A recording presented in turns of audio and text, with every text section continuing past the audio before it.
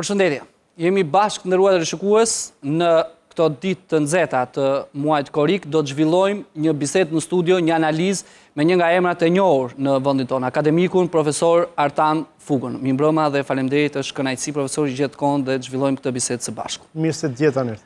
Profesor, ndryshe nga emisionet që unë bëj apo intervistat apo edhe bisedat, kam menduar të bëjmë një bashkëbisedim krejt ndryshe nga ato të zakonshmet. Ju jeni njeri që për fat mirë keni jetuar dhe jetoni mes dy kohrave, mes para viteve 90 dhe pas viteve 90. Si shikoni këtë situatë? 25 vite tranzicion, po shkojnë paka shumë sa 40 vjet të sistemit kaluar. Po, është një pyetje që adresohet mirë, duke më dhe nga mosha që kam jetuar në të dy rendet, në të dy modelet ekonomike, shoqërore, kulturore të ndryshme, që mos përdor terma që nuk shkojnë. Unë doja të thosha që kjo është një pyetje që ndoshta do kërkonte një përgjigje shumë të gjatë, por unë do të ndalem atje ku është përqendruar vëmendja ime tani së fundi edhe në debatet që bëjmë në universitet. 90-ta është një vit thyerje. Brezi ynë që mori pjesë në atë transformim, në vitet 90 imagjinonte një model për t'u arritur. Një model për t'u arritur me parametrat përkatës dhe për të arritur atë model konsideronim dhe konsiderohet që do kalojë një fazë tranzicioni. Cili ishte modeli? Modeli do ishte një shtet ligjor. Çdo të thot një shtet ligjor do të thot ku shteti është i paanshëm dhe të gjitha forcat dhe aktorët shoqëror janë të barazlarguar nga ai. Shteti ligjor është i shtet neutral. Praktikisht ne sot nuk e kemi dot akoma. Ne kemi një shtet jo monopartiak siç e kishim në vitet përpara viteve 90, por ne kemi një shtet multipartiak, ku prej 25 vitesh edhe administrata, edhe mjaft instanca kushtetuese janë të ndërtuara nën kontrollin partiak apo me personel apo me burime të gjalla që i takojnë partive politike. Pra kemi shtetin multipartiak. Në vitet 90 ne aspironim për një parlament ku deputetit ishte i zgjedhur nga populli me votime të lira, të drejtë për drejta, të fshehta, dhe sigurisht ka një evolucion, njerëzit shkojnë votojnë lirisht, por nuk votojnë për deputetin, votojnë për listat e partive. Pra, deputeti për ne nuk ekziston si një person të cilit i delegoj votën, dhe mbasi zgjidhet, unë nuk e di se kush është përgjegjës për votën time. Pra po thoni që këtu pra partia është mbi popull. Këtu kemi kontrollin e partisë përsëri, po e kam, si të thuash, e kam specifikuar pak te deputeti. Vjen puna tek kultura. Ne në vitet 90 mendonim se do të dilnim nga një izolim kulturor politik, dhe vërtet politika nuk krijon më izolim kulturor ndaj artit, letërsisë, kinematografisë, poezisë, perëndimore, por problemi është që këtë izolim e bën tregu tani. Dhe në një farë mënyre krijimtaria kulturore, perëndimore, hapja kulturore jona ka gjetur disa limite dhe ka një izolim, sidomos për pjesë të ndryshme të popullsisë, të cilët nuk kanë akses në këtë kulturë. Ne mendonim që do të kishim një shqiptar i cili lirisht do të ndërmerte iniciativa ekonomike dhe financiare për të krijuar një treg të konkurrencës. Ne sigurisht nuk jemi në tregun e komanduar nga shteti në mënyrë autoritare, siç ishim përpara viteve 90, por ne akoma nuk kemi një shoqëri të mirëfill të tregut, për arsyen sepse tenderat që strukturojnë një pjesë të ekonomisë i bën shteti, i bën politika, një pjesë shqiptarëve nuk afrohen dot te iniciativa ekonomike sepse nuk i kanë mundësitë, dhe një pjesë e ekonomisë është familjare, domethënë primitive.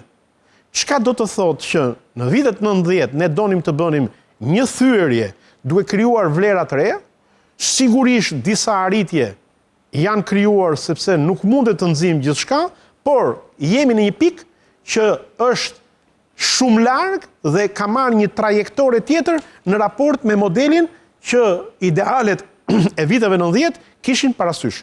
Pra kemi ne në sociologji e quajmë kemi efekte të paparashikuara, të padëshiruara në gjithë të drejtime që unë numërova. Ajo që më bën përshtypje, sepse një popull meriton atë qeverisje që ka, është një shprehje që përdoret shpesh. Si ka mundësi që edhe pse kanë emigruar shqiptarët pas viteve 90, kjo akoma nuk ka një farë ndryshimi. Pra nuk është sjell asnjë frymë re, janë po të njëjtit politikanë, të cilët mashtrojnë në fushata elektorale dhe kur vinë pushtet bëjnë të njëjtat gjëra si paraardhësit e tyre. Do të më lejoni të them që unë në planin teorik dhe shkencor nuk jam shumë partizan i shprehjes çdo popull meriton atë qeveri që ka.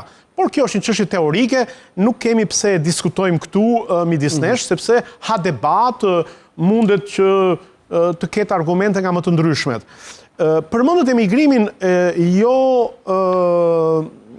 pa të drejtë dhe mua më intereson shumë ajo që thatë. Për çfarë arsye klasa politike, nëse do ta përkthej pak në terma më të strukturuar për mua pyetjen, përse klasa politike nuk është në atë nivel të pritshmërive tona. Unë në studimet e mia dhe në reflektimet e mia them sepse kjo ndodh për arsyen se shqiptari sot nuk ushtron presion mbi politikën. Nuk ka një kërkesë të artikuluar të shoqërisë mbi politikën. Dhe për këtë arsye ne kemi këtë politikë. E ka të Për çfarë trashëguar?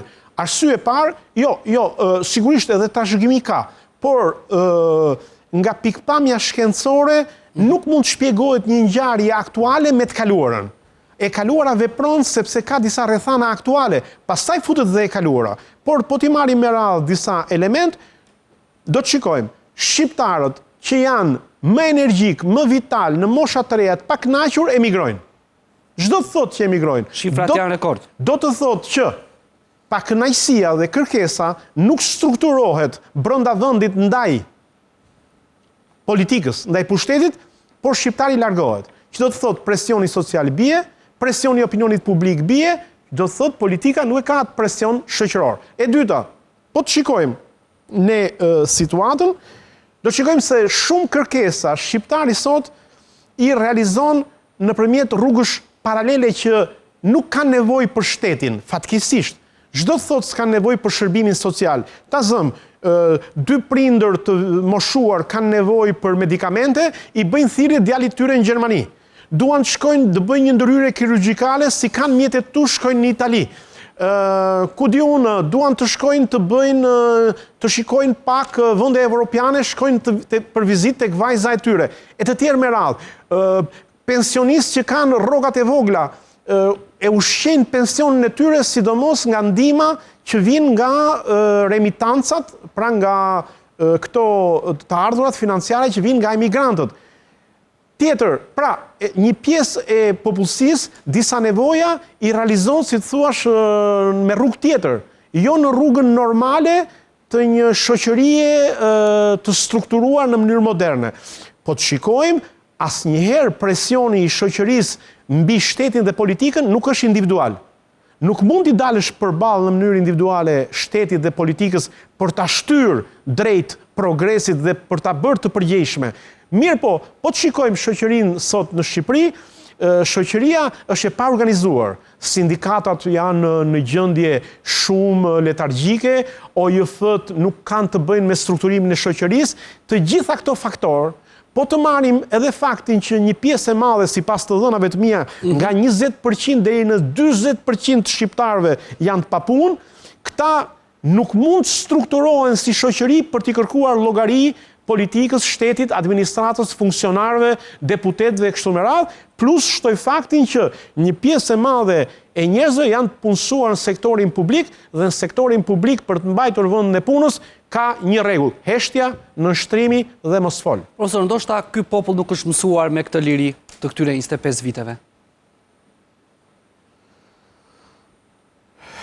Sigurisht, unë mendoj që edhe e kaluara dhe një lloj trashëgimie nuk ka qenë shumë e favorshme për ta përjetuar këtë liri, për ta menaxhuar këtë liri. Unë shpeshherë them midis miq, shikoj, ka ardhur puna në Shqipëri që dikush që kërkon të drejtat konsiderohet si pretencioz. Si njeri që sjell bezdi, si njeri jo shumë i mirë, si njeri që është pak rrëmujaxhi dhe kur si kërkon të drejtat e tua, konsiderohesh njeri i mirë. Unë mendoj që fjala popull është një fjalë pak shumë e gjerë. Abuzohet ndonjëherë me emrin po. Po, do të thosha, pse shqiptarët kur shkojnë në Perëndim dhe punojnë atje, strukturohen shumë mirë në shoqërinë perëndimore, i njohin rregullat, njohin lojën e demokracisë, i nështrohen. Sepse këtu është një fenomen masiv, kolektiv i dominancës dhe nuk ka institucione dhe organizma që ta strukturojnë popullin. Populli, më falni se nuk është politikisht korrekte, por tër filozofia, tër sociologjia e thonë, populli kthehet kollaj nga një mas qytetarësh në një turm, nga turma në një mas të eshur, nga një mas e eshtur në një mas e revoltuar, nga një mas e revoltuar në një, si të thuash, forcë e strukturuar në mënyrë demokratike. Populli është, si të thuash, një qenie kolektive që strukturohet në mënyra të ndryshme. Profesor, kur shikoni parlamentin, çdo të njëjtë, kur shikoni këta politikanë, çfarë mendoni? Në rast se ju do të ishit vetë aty, s'besoj se do ta kishit mbyllur mandatin.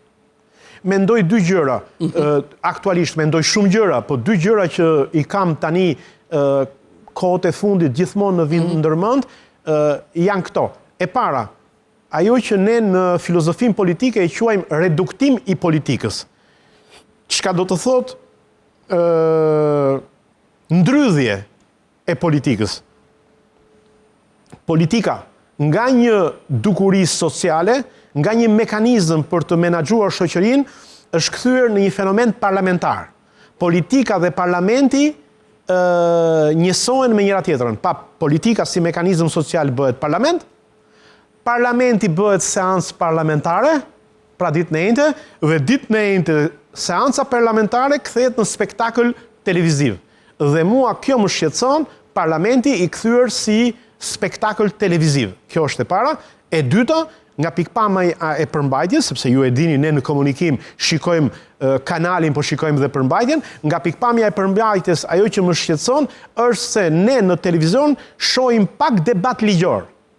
Dhe në vend të deputetit si krijues ligjesh, si bartës i pushtetit ligjor, ne shikojmë shakaxhiun, ne shikojmë oratorët, ne shikojmë debatusit, ne shikojmë analistin politik që në vend të bëj legjiferimin, ndërtimin e ligjit bën analizën politike, ne shikojmë sociologun që analizon situata sociale pa pasur metodat edhe aparatet konceptuale, pra nuk shoh ligjvënsin. Akoma parlamentari ynë është i ndikuar nga modeli viteve 90, ku parlamentari më shumë se administrator ishte tribun popullor. Dhe mua më dhëm pak kjo që akoma modeli tribunit popullor që me fraza të vogla, me fjali therse ndaj kundërshtarit, me akuza politike edhe juridike dhe kriminale që kur nuk vërtetohen mbajnë debatin në kurisë të kujt, në kurisë të logjikës ligjit. Ndoshta nuk e pranojmë dot këtë sistem, profesor?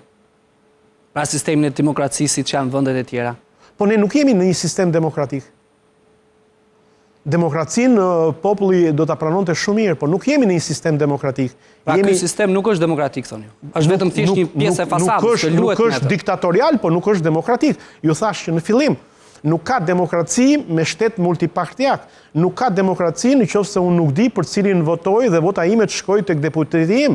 Nuk ka mundësi që të jetë demokraci kur reforma territoriale e bën mira e qindra mira banor që mos kenë më, si thuash, hapësirën ku të shprehin votën e tyre. Nga qindra komuna dhe bashki, sot kemi 61, që do të thotë gjithë popullsia rurale është me kilometra larg pushtetit. Nuk mund të quhet demokraci ku unë nuk kam mundësi të kem akses tek mbledhjet e Këshillit Bashkiak. Nuk mund të quhet demokraci kur unë për të shkruar një mendim, një opinion në media e kam të pamundur, e kështu me radhë.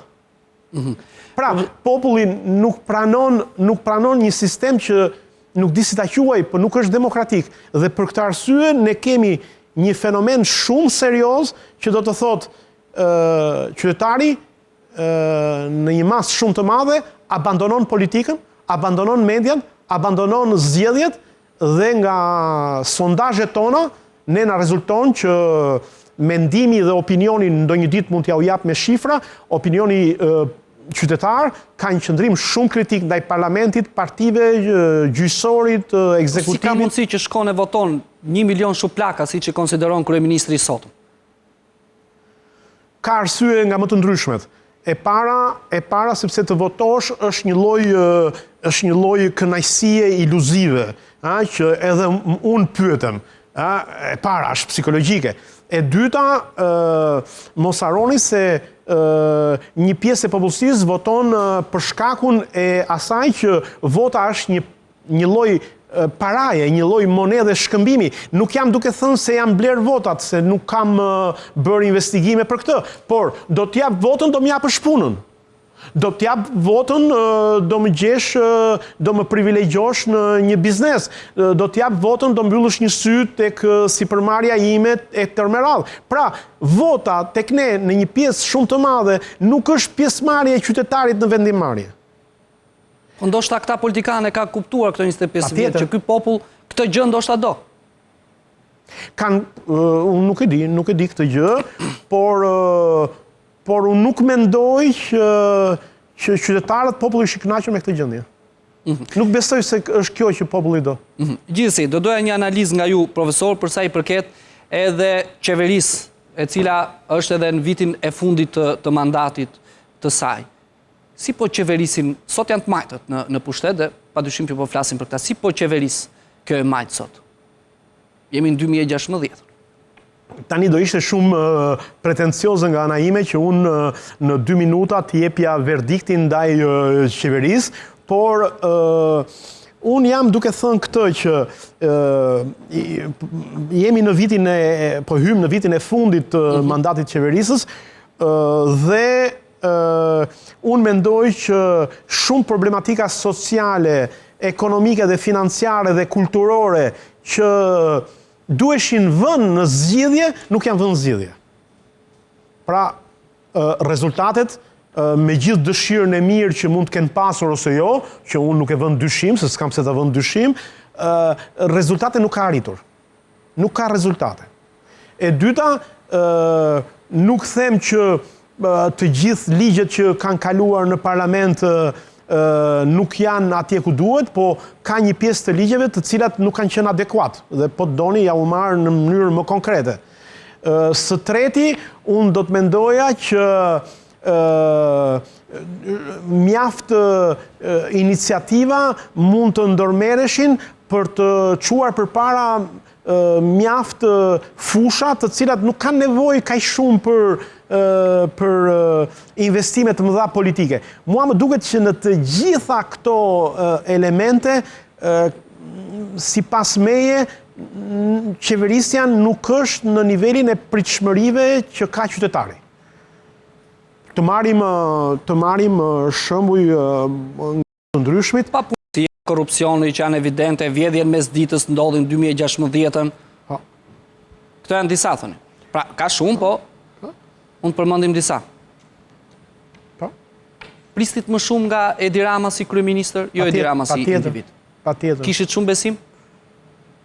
Unë nuk kam shumë besim asnjëherë dhe aq më shumë jam i qytetar që nuk jap besim. Unë jap kritik. Nuk jam në profesionin tim, nuk më paguan taksa paguesi shqiptar që t'jap besim. Mua më paguan që t'jem kritik. Por, problemi është këtu, që gjithsesi dhe kritik kot jo. Ajo që unë them është që pritshmëria ime ishte se do të kishte pasur më shumë guxim për të bërë gjëra që s'janë bërë. E keni fjalën për korrupsionin? Apo jo vetëm? Korrupsioni sigurisht është një problem, por korrupsioni për mua nuk ka të bëjë me politikat. Sigurisht kërkon politik, por sigurisht që përballimi i korrupsionit e ndihmon modelin politik të eci, por unë flas për ato politika që janë pozitive. Të jem më konkret. Të jem më konkret nga fusha ime. Unë di që rinia shqiptare ka pak akses te libri. Ka pak akses te libri. Pyetja që unë shtroj është si do bëj kombi shqiptar që rinia shqiptare të ketë akses te libri. Dhe nganjëherë ka pak akses te libri, pse? Se nuk ka subvencionim për librin, pse? Se libri është shumë i shtrenjtë, pse? Se njerëzit nuk kanë mundësi të kenë akses në biblioteka e tërë me radhë. Shikoj që situata vazhdon e njëjta. Do doja që tregu i punës dhe formimi profesional dhe shkencor i të rinjve të përputheshin në mënyrë që i riu kur del nga banka të shkollës të shkojë të gjejë një punë të caktuar, jo duke e rregulluar me ligj, po sepse vetë tregu t'ia japi këtë mundësi. S'ka mundësi. Papunësia intelektuale është shumë e madhe. Do doja shumë një Shqipëri e cila bazën e vet muzeale dhe trashëgiminë e vet historike dhe kulturore ta kishte rinovuar tërësisht.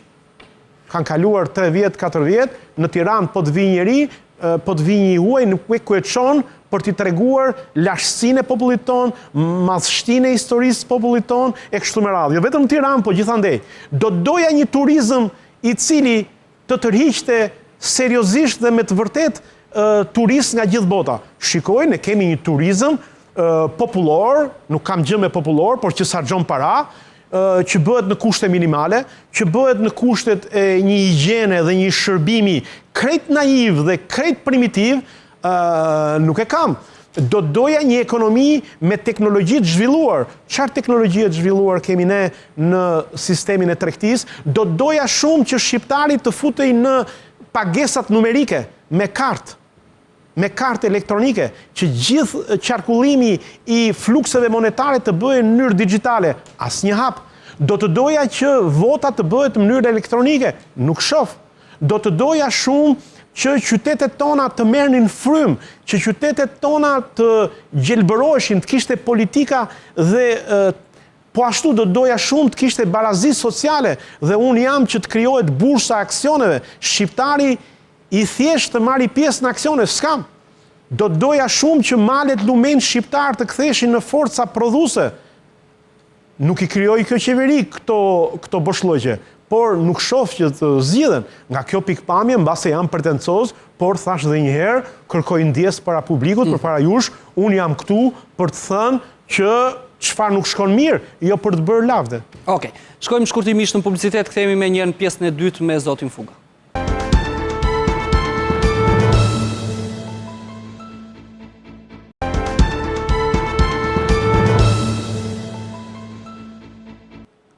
Jemi kthyer sërish nderuar shikues në pjesën e dytë, jemi me akademikun zotin Artan Fuga. Profesor Fuga, me 21 korrik pritet votohet reforma në drejtësi. Kaq shumë e debatuar në klasën politike shqiptare dhe janë ndërkombëtarët ata të cilët duan ndoshta më shumë se sa vetë politikanët tanë ta miratojnë këtë reformë. Keni besim se do miratohet dhe në rast se miratohet, në gjykimin tuaj, do funksionojë në një vend si Shqipëria? Në fillim, sot në ditën që jemi, në ndryshim nga 3 ditë përpara, ne nuk kemi akoma publikisht të njohur një tekst për cilin të themi që ky tekst me siguri do gjej konsensusin ose jo, do jetë i mirë ose jo, e kështu me radhë. Pra, duhet të presim. Por, mua ajo që më pëlqen të vë theksin sot, është se mbas vizitës zonjës Viktoria Në Holland, situata u qartësua disi. Çdo të thotë u qartësua disi, u qartësua në sajt të kontributit saj shumë të rëndësishëm, që deri pardje ne na thuaj që kemi një tekst, ky tekst është i shkëlqyer, ky tekst nuk ha diskutime, ky tekst do bëhet në mënyrë të njëanshme dhe ndodhemi përpara një situate fatale. Ardhja e zonjës në Holland tregoi që jo, nuk jemi kurrë kështu. Ajo tha që po ka vend akoma për diskutim, ka vend akoma për negocim, ka vend akoma për të gjetur një ekuilibër më të mirë, dhe ajo shpreh edhe zërin e Departamentit Shtetit, edhe të Shtetet Bashkuara të Amerikës, pra të gjitha ato argumenta të cilat ne në filozofi themi që mbështeten mbi autoritetin, nuk vlen në demokraci vlen debati logjik dhe me argumenta. Pra nuk kemi një tekst. A do të jetë kjo një reformë që do të ecë apo jo? Më falni t'ju them, unë e kam lexuar pak a shumë, jo keq tekstin, vetë jam skeptik. Jo për arsyen se a do ta kapi politika apo do ta kapi drejtësinë, drejtësinë politika e ka kapur. Në kuptimin është politika që emëron gjyqësorin në një farë mënyre. Por mua më duket që brenda tekstit ka elemente të cilat unë nuk i kuptoj, logjikisht nuk i pranoj, dhe po të kishte një debat me ekspert që ta shtuqytur ekspert që partitë politike kanë përdorur, do të kisha dashur të debatoja për pika që janë shumë serioze. Ka një tezë së fundi ku është iniciuar nga një prej deputetëve, zoti Ben Blushi, kërkon të mbledhë votën në parlament për të propozuar që presidenti të zgjidhet nga populli. Cili është mendimi juaj, zoti Fuga? Mendimi im është kështu. Sigurisht mund të hidhet çdo lloj propozimi. Mund të hidhet një grup deputetësh, bile mund të thonë që president zgjedhet nga populli. Pse jo? Mund të pranohet. Një grup tjetër deputetësh mund të bëjë dhe një gjë tjetër, thotë që të bëjmë mbretëri monarki konstitucionale. Pse? Dhe ajo ka avantazhet e veta, ka defektet e veta. Nuk është ky problemi. Në parim, çdo propozim brenda sistemit demokracisë mund të jetë i pranueshëm ose i diskutueshëm. Problemi është tjetër. Shpeshherë mua më pyesin nga dallojnë studentët tu perëndimor nga studentët shqiptar. I them që studentët shqiptar që vinë nga shkolla e mesme dalin jashtëteme, kollaj. Kurse një student perëndimor qëndron në temë. Mua më duket një dalje jashtëteme kjo. Sot ne nuk kemi problemin e presidentit. Sot ne në fillim duhet analizojmë se pse sistemi që funksionon sot, që punon sot, që është në fuqi sot, pra një demokraci parlamentare me një kryeministër fuqiplot, nuk funksionon. I cili dhe ai ka marrë vota nga populli, me anë të partisë tij. Tani, njëherë duhet zgjidhim këtë, duhet të argumentojmë këtë, duhet të argumentojmë që kjo vjen për shkaqe parimore, që kjo nuk ecën, dhe unë nuk e di kush nga deputetët shqiptar do ketë fuqi të argumentojë këtë, kur ky model ecën në vende të tjera. Dhe pastaj do themi që përderisa ky model nuk ecën, do propozojmë një president zgjedhur nga populli. E para, e dyta, kam dëgjuar dhe ish president, me të cilin kam respekt shumë të madh, që nuk janë zgjedhur nga populli, por kanë ushtruar atë detyrë të zgjedhur nga parlamenti, që tani thonë deputet, presidenti zgjedhur nga populli. Zotëri i nderuar, dakord, po ke qenë president i zgjedhur nga parlamenti. Pse nuk the jo? Pse nuk e them përpara, po e thua tani? Po dhe kjo nuk ka shumë rëndësi. Problemi është që kur thon deputetët që presidentin t'ja japin popullit, mua kjo më dhëm shumë. Kush t'ja japi popullit? Kush ka drejt t'ja japi popullit, t'ja marri popullit? Që do të thotë presidentin t'ja japin popullit, tjera t'ja marrim ne. Deputetin t'a marrim ne, pasurit t'i marrim ne, gjykatësit t'i marrim ne. T'i lëm popullit president. Populli i ka të gjitha, popullit nuk mund t'i marrësh e t'i japësh asgjë. Por kjo prapë është një retorik e gabuar politike që dikush e artikulon se nuk e di mirë retorikën, tash të vim tek thelbi. Çdo të thot president i zgjedhur nga populli. Presidenti i zgjedhur nga populli, disa e kuptojnë sikur populli në mënyrë plebiscitare gjen heroin e vet, gjen profetin e vet, gjen magjistarin e vet dhe voton. Jo, nuk shkon kështu. Pse nuk shkon kështu? E pare punës, sepse pyetja është kush ka drejt kandidoj? Do kandidojnë edhe njerëz që kanë mbështetjen e partive politike. Pra, kandidatët për president do jenë prap partive politike. E para. E dyta, nuk do votohet në mënyrë plebiscitare. Pse? Sepse partitë politike që do mbështesin këtë kandidaturë apo atë kandidaturë do të marrin gjithmonë minorancën, do të jetë një president në minorancë nga pikpamja e elektoratit do votoj. Logjikisht, praktikisht nuk ecën kjo që populli voton në mënyrë masive një kandidaturë. Pse? Është ide e parakoshme me pak fjalë.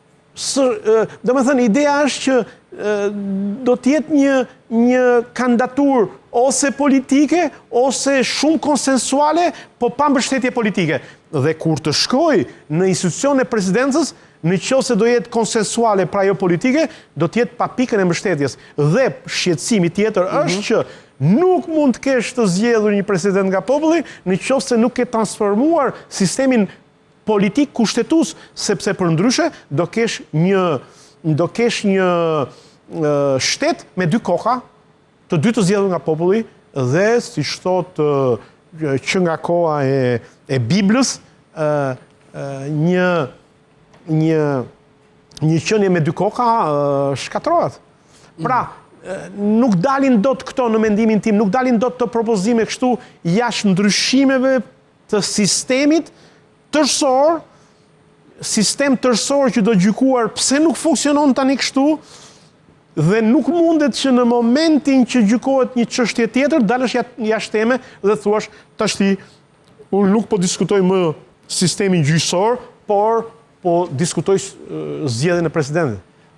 Profesor, ata që na ndjekin tani ndoshta na bëjnë edhe një pyetje dhe mund të jetë ndoshta i pyetje që mund ta mendojnë të gjithë.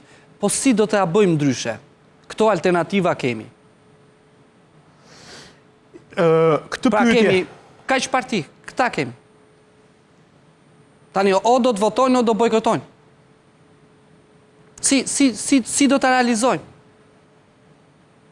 Kjo ndahet në dysh, të thoja unë, ose në tre nivele. Niveli parë është që të çlirohet mendimi intelektual, i cili duhet të çlirohet për të prodhuar ide. Ku do të çlirohet ky mendim intelektual? Mendimi intelektual do të çlirohet në universitete dhe në qendra kërkimi shkencor. Problemi është që nuk ka financime për kërkimin shkencor. Kërkimi shkencor është i organizuar në mënyrë primitive. Kërkimi shkencor edhe universitetet po e dobësojnë gjithnjë më shumë rolin e profesorit që të udhëheq kërkim shkencor. Pra, gjë e parë që do bërë është energji intelektuale që ky popull ka shumë, ka brenda vendit, ka dhe jashtë vendit, por mbahen të shtrënguara. Mbahen të ndrydhura për arsye sepse ne kemi një situatë ku pushteti politik, pushteti shtetëror dhe pushteti dijes po kërkojnë që të jenë në të njëjtën vend, bile dhe pushteti artistik. Pra, e para është kjo. E dyta, niveli dytë është të përpunohen strategji dhe të projektojnë ide. Shpeshherë unë mendoj me veten time, edhe duke parë pak sociologjinë e administratës publike kështu me radhë. Them, si është e mundur që nuk bëhet një reformë për ta reformuar administratën? Për shembull, unë do të propozoja që në administratën publike nuk mund të ketë dy njerëz të punësuar njëkohësisht, të cilët kenë lidhje vëlla e motër, burrë e grua, prindë e fëmijë. Kjo do të ishte një pjesë familjaritetit, ose ta zëm, ku diun, nuk do të lejoj në administratën publike që, si të thuash, të merreshin militant. Hyre në administratën publike, po do zotesën, s'ke punë me partinë. Çfarë do bënte kjo? Kjo do ta priste. Kjo mund ta ndryshonte. Po sigurisht ta ndryshonte. Si masa si këto mund të ketë pafund. E treta dhe e fundit, më falni, që të realizohen këto, nuk jemi në laborator, nuk jemi në një kusht eksperimental, jemi në shoqëri, këto nuk realizohen për shkak se dikush i mendoi. Duhet një lëvizje që thonë ju, duhet një presion. E ky presion nuk është, nga kjo pikpamje ne do vuajmë gjatë dhe shumë. Gjatë dhe shumë. Është koha për një lëvizje anti-kast. Pra, Lubonja ka thonë që kjo kast duhet marrë fund, se po përdor një shprehje të Lubonjës. Është koha të bëhet një lëvizje e tillë. Pse se bën Lubonja? Qoftë akademikët, qoftë njerëz të tjerë që mund t'i bashkohet. Pse nuk e bën? Pra duhet dali dikushi që ta bëjë, thënë. Jo, dikush i mund të dali, sepse Lubonja është një njerëz shumë i respektuar dhe mund të dali ta bëjë, sikurse një X tjetër, por meqense e përmendëm zotin Lubonja, për cilin kam jashtëzakonisht shumë respekt. Por problemi është që kush ta ndjeki? Ky është problemi. Nga eksperienca ime, brenda disa qarqesh të kufizuara, kur ka qenë puna për të mbrojtur të drejtat universitare, akademike, për të transformuar kërkimin shkencor, për më shumë të drejta për studentët, për një qytetari më të zhvilluar, ata që ndjekin janë shumë pak. Pritet, si të shplitet në NZ, që Ben Blushi, një prej politikanëve të njohur në vend, mund të krijojë një lëvizje në muajin shtator, një lëvizje të re politike. Ju besoni se mund të ndryshojë diçka? Jo. Nuk besoni? Jo. Pse do të krijojë diçka kur ato që janë nuk krijojnë? Po nga duhet vi kjo lëvizje, profesor. Se nëse nuk del dikush që qoftë Blushi, e morëm si shembull që është brenda parlamentit, si duhet realizohet? Se nga jashtë si do realizohet? Për mua ne do vuajmë akoma shumë. HPR nuk shoh dot. Di që unë i them miqve të mi që kanë një zë publik, ju, nga njerë futem dhe unë aty, do vuajmë për një kohë shumë të gjatë. Pse? Sepse do të themi fjalën tonë, do të bëjmë propozime, do të jemi aktiv, asnjëri nuk do na ndjeki. Dhe kjo do vazhdoj për një kohë shumë të gjatë. Dhe forca jonë morale do jetë që të durojmë në vetmi, të durojmë duke e shprehur, duke marrë iniciativa, duke bërë përpjekje organizimi. Sigurisht dhe zoti Blushi ka të drejtën e tij, siç thonë ndonjëherë, të zotit ta bëjë atë forcë politike. Sigurisht i uroj tërësisht që të jetë, si thuash, i suksesshëm e kështu me radhë. Personalisht nuk kam besim. Nuk kam besim sepse nuk ndjek njeri. Si t'ja bëjmë? Do vuajmë gjatë. Do vuajmë gjatë. Askush s'duhet ta marrë ose askush nuk ka dot mundësi që ta bëj këtë lëvizje, qoftë nga brenda. Do ta bëjnë lëvizjen, puna është sa e suksesshme do jetë. Pra, duhet të kesh para, duhet të kesh media, duhet të kesh pushtet. Janë disa faktorë, thonë ju. Ka shumë faktorë, ju i thatë aq mirë sa unë s'kam çfarë shtoj, dhe mbi të gjitha duhet kesh një energji për të transformuar një sistem i cili ka krijuar ngurtësinë e vet dhe do të kërkoj shumë kohë për t'u transformuar. Po thash edhe një herë, nuk jam këtu që të demotivoj gjithsecilin i cili do të krijojë një lëvizje, po nuk mund të akordohet suksesi që tani. Do shikojmë. Unë me sa shoh nuk kam shumë besim. Ju vetë, profesor, në rast se do t'ju ofroje, përveç, pra në rast se do t'ju ofroje t'i bashkoheshit një lëvizje tillë, një lëvizje anti-kast pa interesa politike, po thjesht të bashkohe përveç fjalës që ju keni tipje dhe një kontribut, do t'i bashkoheshit? Patjetër, si qytetar, patjetër. Si qytetar, në parim, patjetër. Për të dhënë kontributin tuaj. Patjetër. Profesor, shpesh Shqipëria etiketohet kohët e fundit si një vend i cili mund të jetë i rrezikshëm për shkak, e kam fjalën për ata cilët një pjesë, jo shumë e madhe, por një pjesë janë rekrutuar dhe kanë shkuar drejt Sirisë. Shpesh në botë ne etiketohemi për të vërtetës si një vend musliman. Cili është komenti juaj? Komenti im është ai koment që unë e kam bërë gjithmonë. Islami në mendimin tim është një fe paqësore, është një fe shumë e nderuar. Në Europë dhe në vende europiane të tillë si Anglia, Franca, Gjermania, Italia ka pafund popullsi islame që është e integruar për bukuri me vlerat e demokracisë. Mua nuk më krijon fare as pak asnjë problem identiteti fetar islam i një pjesë të popullsisë i popullsisë sonë, mua ajo që më shqetëson janë dy gjëra. Nisur nga eksperiencat e viteve 80, viteve 80 në Algjeri, dhe pastaj në Afganistan më vonë, në Iran, e kështu me radhë. Dy janë elementët që një popullsi ose një pjesë e popullsisë mund të radikalizohet në qëndrime të tejskajshme dhe të dhunshme terroriste, nën pretekstin fetar janë dy. Një, në qoftë se klasa politike është e korruptuar, dy, në qoftë se ka pabarazi dhe përjashtim social. Për momentin e kemi të dyja këto. Këto janë të rrezikshme. Pra duhet i pranojmë këto. Po. Profesor, kam dhe i pyetje tjetër. Si ka mundësi që ku jetojnë shqiptarët në Shqipëri, në Kosovë dhe në Maqedoni, po t'i krahasojmë me vendet tjera të rajonit, kemi pikërisht këto dy gjëra që ju përmendët.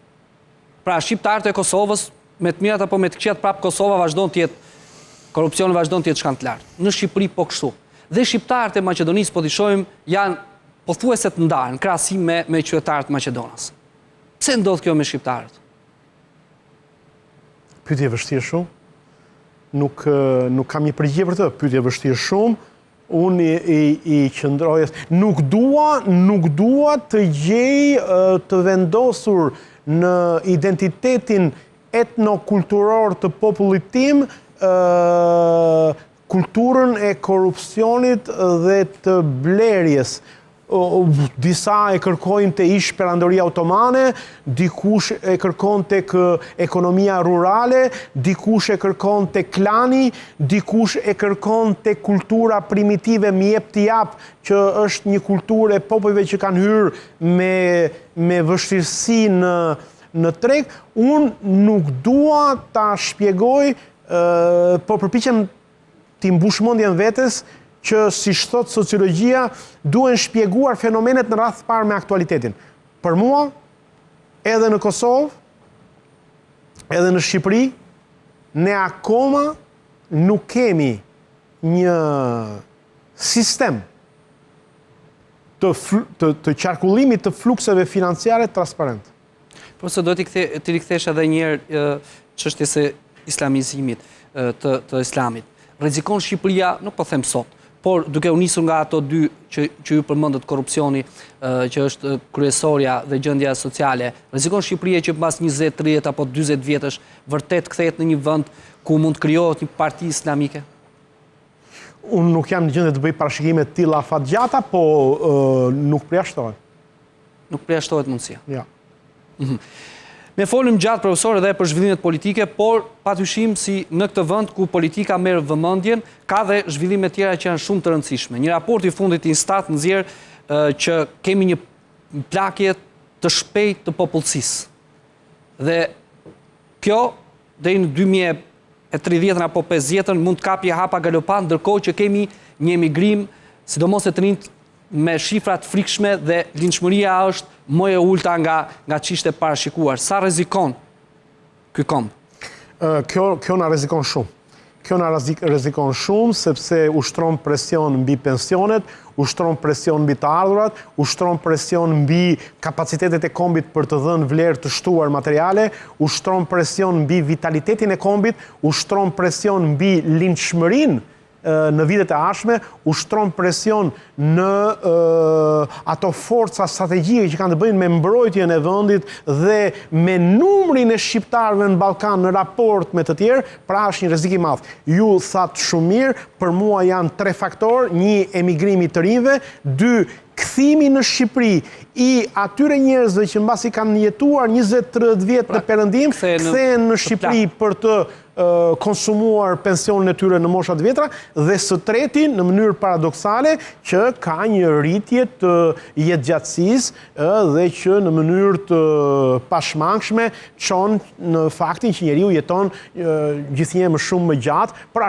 arsye të teknologjive, për arsye të medikamenteve mjekësore, të shërbimit mjekësor i cili zhvillohet. Po, është shumë e rrezikshme, plakja e kombit është shumë e rrezikshme. Shumë sot kishe një deklaratë të presidentit turk i cili hodhi iden për herë të parë, sigurisht ndoshta edhe për arsye politike çështja e tij, që Turqia po bën gati të pajisë me nënshtetësi të gjithë emigrantët sirianë që janë në Turqi. kishte komente dhe analizat ndryshme në fakt që dhe prandaj dhe ta bëra këtë pyetje pak më parë për sa i përket popullsisë. Se po shohim që shumë shtete po mendojnë për të ardhmen e kombit tyre, edhe duke e përzier popullsinë. Nuk e di nëse më kuptuat thelbin. Po. Po janë kombe të mëdhenj, ne jemi një kombi vogël. Ne duhet të rrisim të gjitha mundësitë dhe kapacitetet që lindshmëria të shtohet, që brezat e rinj shqiptar të integrohen sa më mirë në vendin e vet. Unë jam kundër asaj që është deklaruar në mënyrë zyrtare që emigrimi shqiptarëve kur ata gjejnë punë në Perëndim është një gjë e mirë për ne. Në studimet e mia, unë kam argumentuar dhe deri më sot nuk kam gjetur kundërshti, edhe jashtë vendit po as brenda vendit, që emigracioni dhe në rastin më të mirë kur emigrantët gjejnë punë në Perëndim, në kushtet e sotme, dëmton ekonominë e Shqipërisë,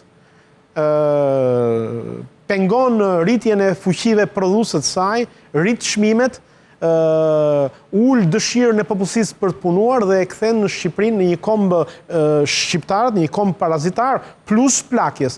Pra ne duhet mendojmë ta mbajmë rinin në Shqipëri dhe jam i bindur që ne i kemi të tëra burimet natyrore për të mbajtur një kombë vital. Ne detin e kemi të pashfryzuar, ne burimet minerale i kemi të pashfryzuara, ne energjinë e lumeve kemi të pashfryzuar, ne kullotat male turizmin të pashfryzuar. Shqipëria është një hambar që mund të kthehet në një parajsë ekonomike dhe nuk ka nevojë për 100 vjet, brenda një kohe shumë të shkurtër mund të bëhen gjithë ato. Shqiptarët në Ballkan nuk i duan fqinjet apo shqiptarët nuk duan vetveten, profesor? Kam përshtypjen se jam pak të dyja.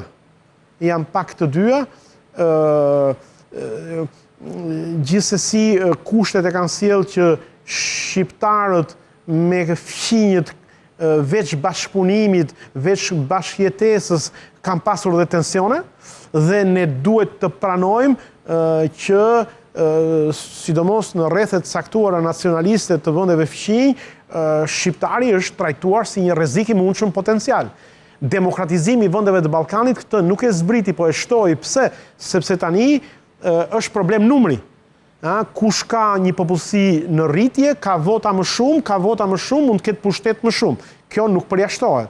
Por nuk duhet thënë, vetëm kjo, duhet thënë se në popullsitë fqinje, në kombet fqinj, ka dhe pjesë të tëra të shoqërisë që pranojnë bashkëjetesën, që janë paqësore, që janë të hapura. Por nuk përjashtohet edhe ajo që thoni. Ndërkohë edhe shqiptarët, të them të drejtën, nuk sikur se kanë me qef t'jenë bashkë, po t'i vëshre. Pavarësisht deklaratave politike, Kosova, Shqipëria. Po, për mua më shumë është një... Sipas analizës time janë më shumë elita politike që nuk duan të jetojnë shumë bashkë. Sepse duhet ndajnë pushtet, Qytetarët e duan, thel. Qytetarët HPR-s, sa i shikoj neutral. Një pjesë e tyre përfitojnë nga një lloj bashkimi i nëndheshëm.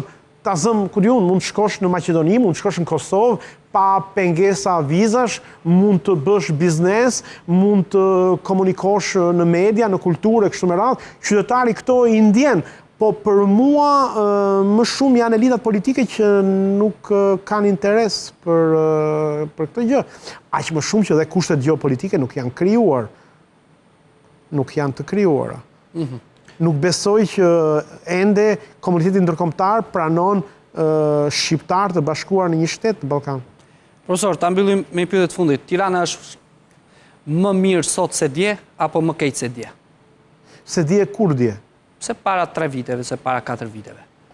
Po them tani shpesh, se kam parë dhe disa statuset tuaja që i kam lexuar edhe në Facebook. Shiko, unë për Tiranën, unë kam shkruar edhe një libër dhe nuk është këtu puna që të tregoj referencat e mia. Problemi është që Tirana është një qytet i cili ka humbur funksionin. Nuk ka funksion kulturor, nuk ka funksion ekonomik dhe prodhues, sigurisht jo nuk ka funksion ushtarak ose fetar, quhet ajo që konsiderohet të gjitha këto janë thërmuar, qyteti është thërmuar. Kjo nuk lidhet me këtë forcë apo atë forcë politike. Kjo nuk lidhet me ata që qeverisin sot Tiranën, por unë shoh që Tirana është një qytet i pamenaxhueshëm dhe HPR është njësoj, është po aq keq sa ishte para 3 vjetësh. Profesor Fuga, faleminderit gjithë të kohën dhe zhvilluam këtë bisedë së bashku. Ishte kënaqësi. Ju faleminderit ju. Të nderuar shikues, kemi pritur në fund, ndoqëm këtë bisedë me akademikun Artan Fuga, bashkë ndajemi këtu, miru takofshim.